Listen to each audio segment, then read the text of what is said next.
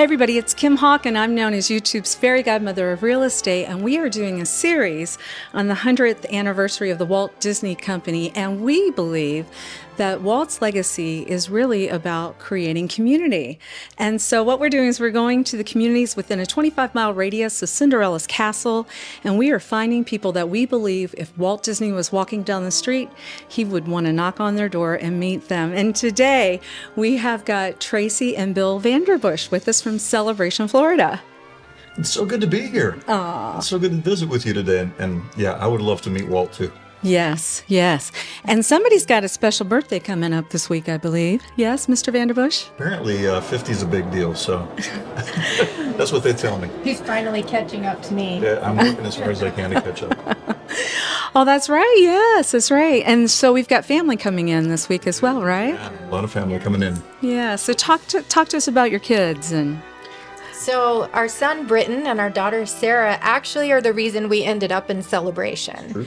They became cast members at Disney, and we didn't want to miss out on the fun because we lived in Texas at the time, and we were like, well, they're there at Disney all the time. And we had come through Celebration years before, and we knew it was a really special community. And we actually would drive through here and we'd think, who lives in this town, this amazing town? And I kind of didn't dream in that moment that we could actually be some of those people that live in Celebration. But when they became cast members, we began looking around Celebration and actually had a series of interesting things that happened that led us directly here. So that's, yeah, I want to hear that story, Traci. So I think there was a dream that might have occurred too, right? Maybe it all started with a dream, actually a dream that Bill had. I don't know if you... Yeah, no, my dad had a close friend many years ago. And I woke up in Texas one night thinking of this man. And it was after we had spent the evening looking for property in Celebration. And I hadn't thought of him in years. And when I dreamt about him, just as I was a child in the dream, and then I see him and I suddenly think, for some reason, I need to contact this guy. And so I just reached out, found him online, found him on Facebook, and just sent him a message and say, hey, I don't know if you remember me, but I know you knew my dad. And he messages me back and said, let's talk. And when we talked, I said, what have you been doing? He said, I just retired and I moved to Celebration, Florida. And I thought, what a crazy coincidence that is. Of course, there's a lot of things that seem to be working behind the scenes in our favor. Some of the times we don't even realize it. In this case, it was a reconnection with an old friend and the ability to make new ones. And that's what we found in this community is just an incredible, like I'm just walking around downtown and run into one person over here, say hi to another person across the street. It's just an incredible camaraderie of people around here that just make it an incredible place to live. Yes, yes. And I've got to say that if you guys haven't had the opportunity, you should be on Amazon and looking for their books, because both of these folks are famous authors. Let's talk a little bit about some of the books that you've written. Well, Traci's kind of the writer of the family, and she's done children's books and done a couple of novels, some life lesson books, a prayer book, and now I'm currently working on screenplays and waiting for those to make their way to television and the screen. So, yeah. Yeah. And I've been preaching for years, pastoring churches and preaching the gospel for a long time. So about 30 years now. And in the process of preaching, you eventually start writing things down and books start coming out of that. So yeah, some books have in the last 3 decades somehow made their way to publishing. So that's been really an amazing thing. Yeah. So let's mention some of the names of the books, because I bet there's going to be a lot of people out there that would want to order them. I have all of them. So why don't we just talk about your favorites that you have now? My favorites of yours, hers, are the Holly series. Yes. The Porches of Holly and the Windows of Holly. Those are novels. Which is incredible novels. And I'm not a fiction reader, but when I read them, I put them down. And not just because I was married to her. I thought, this is an amazing story. It is. And she's got a real gift for storytelling. And then we did some children's books together. And I did the artwork, and Traci did the story and the poetry in it. That's the Lummox Series. Yeah. Lummox and the Happy Christmas, Lummox and the Feast of Thanks. And and I did a prayer book called Soul Reformation, Wholeness for the Body.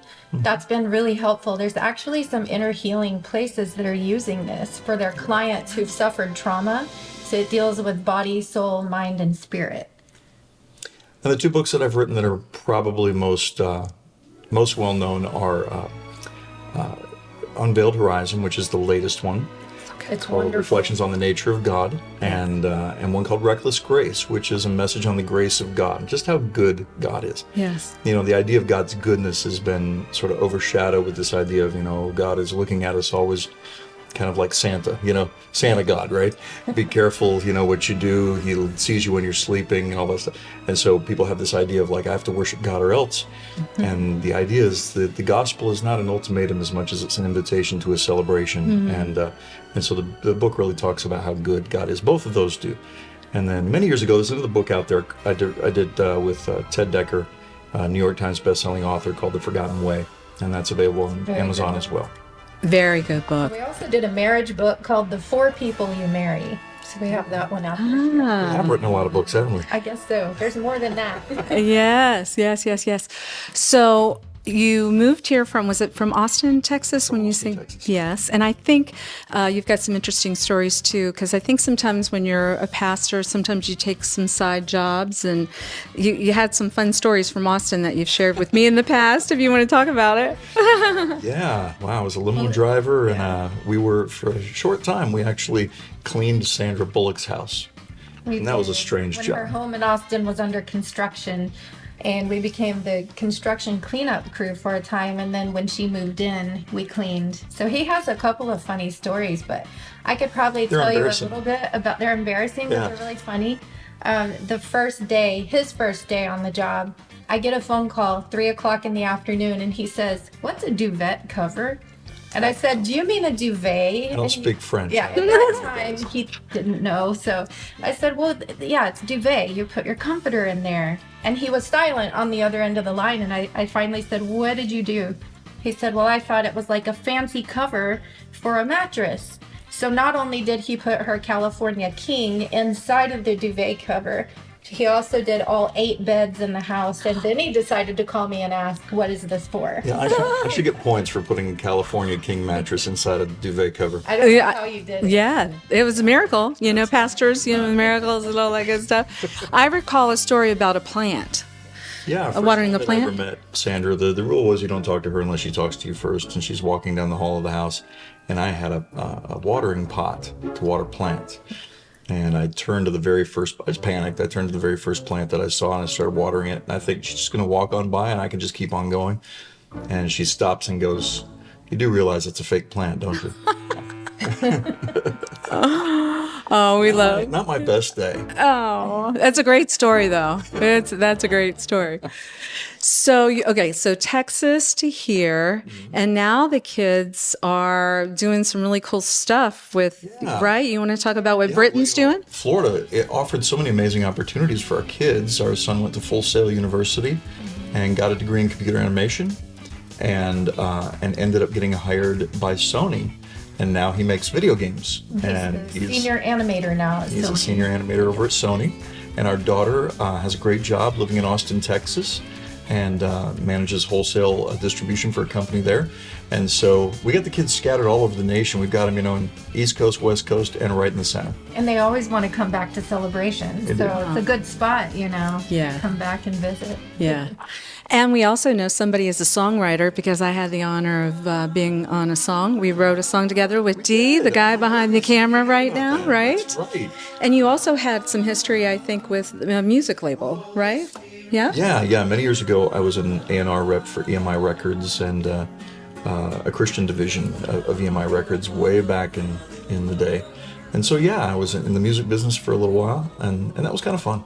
And you know what I love too is that Pastor Bill has really been on the forefront of technology, I would say, being able to go out online so people can watch you online. Your word is very inspiring. I've had other pastors say you have a brilliant mind. I mean, so the two of these people are big kingdom people. They are just beautiful people. And so why don't you share with everybody how they might be able to see some of your messages online? Yeah, well, the website has some links, and it's billvanderbush.com. And if you search Bill Vanderbush on YouTube, you'll find probably hundreds of hours of messages that are out there as well. And yeah, those are all free and available online. So Yeah, that sounds great.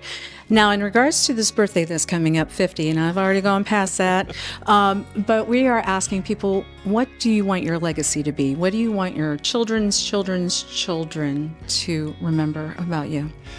You know, Jesus said in John 17:4, he said, I've finished the work, says to the Father, that you gave me to do by glorifying your name on the earth. And name is identity. And so what Jesus did, I believe Jesus did, is he put God clearly on display to a very confused and hurting world that didn't know what he's like, that doesn't know what he's like still. And then Jesus says, as the Father sent me, I send you. So really, I think our job is to put with clarity the goodness of God on display to a very confused world. You know, the Bible says that God is love. And the reality is when we love, we put him on display. When we love selflessly, when we are filled with selfless compassion, we put the love of the Father's heart on display.